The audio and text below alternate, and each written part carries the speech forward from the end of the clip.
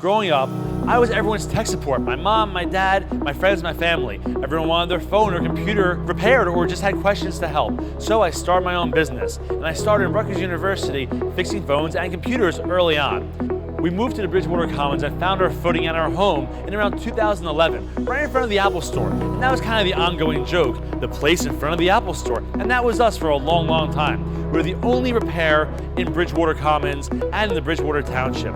And then years later, they kicked us out because we were doing such a good job. So we moved over here under the escalator, rebranded, and now we're fixing phones over here. And it's a funny story, but we have a long history inside the Bridgewater Commons Mall, doing the same great repairs for the same great people in the same great township.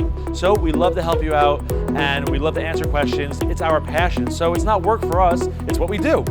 Say please, say come to Daddy's store, please.